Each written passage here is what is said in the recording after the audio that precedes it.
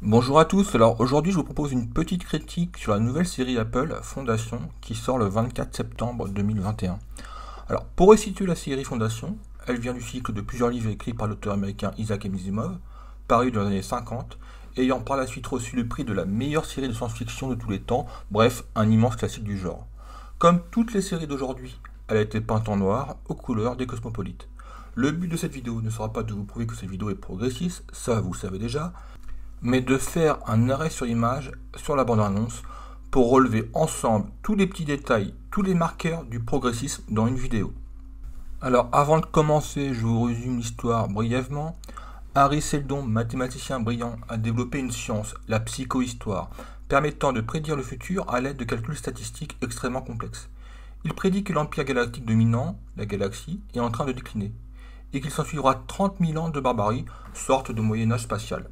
Il préconise alors la création d'une fondation pour recueillir le savoir humain et ainsi réduire la période à seulement 1000 ans pour permettre l'émergence d'un nouvel empire. Avant de commencer la critique, je vous conseille de regarder par vous-même la bande-annonce dans le cas où vous l'avez jamais vue pour que vous puissiez faire votre propre analyse et ensuite la comparer avec la mienne. Le lien est en description.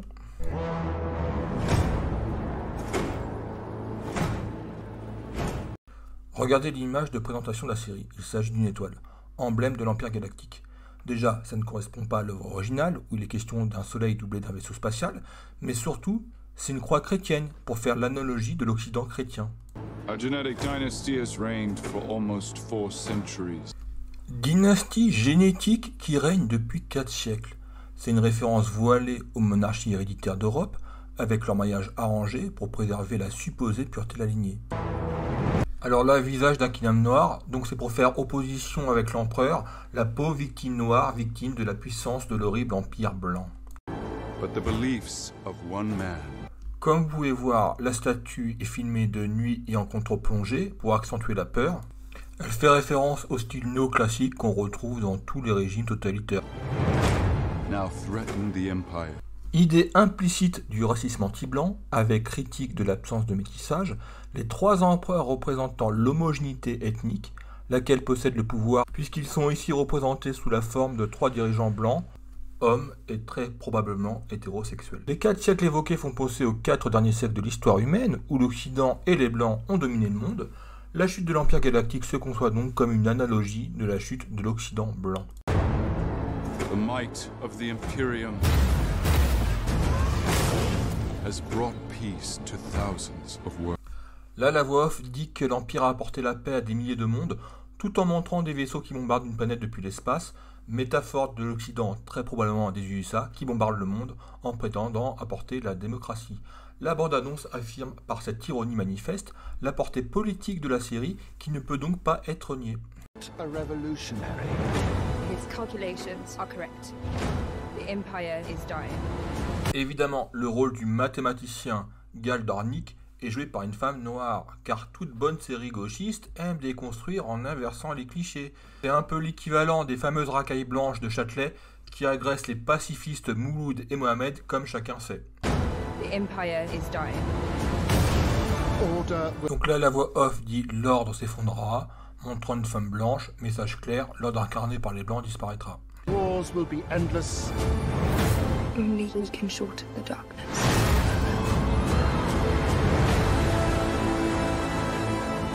The man has amassed a following. La contraste au début avec la violence des blancs, et la scène de fin dans la barque avec la résistance noire. Évidemment, la barque dans l'eau, ça symbolise un peu le calme, la paix et la plénitude. Hinge their hopes on every word Sultan utters. Words have a way of fanning into wildfires.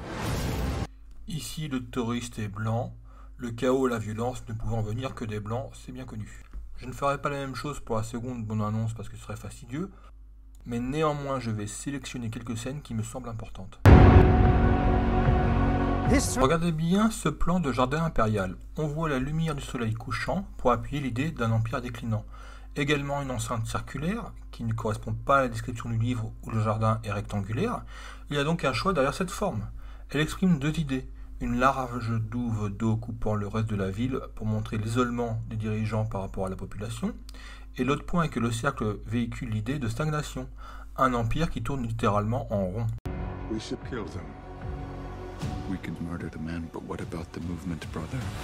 Alors ici, comme vous pouvez voir, le vieil homme blanc, normalement image de la sagesse en Occident, propose ici de tuer Harry Seldon, image du pouvoir blanc oppressif sans vergogne. La seconde suivante, le racisme continue, avec un plan sur un jeune enfant blanc, avec un regard dur, sous-entendant que même enfant, la malfaisance irrigue les blancs.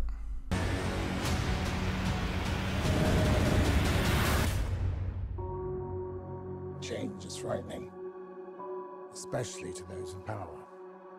Là, ils font allusion au vieux monde blanc qui doit accepter le changement démographique, tout simplement. Coming generations will need the knowledge to build upon, a foundation. We must preserve only the most essential pieces of civilization. Deciding what is remembered, what is forgotten.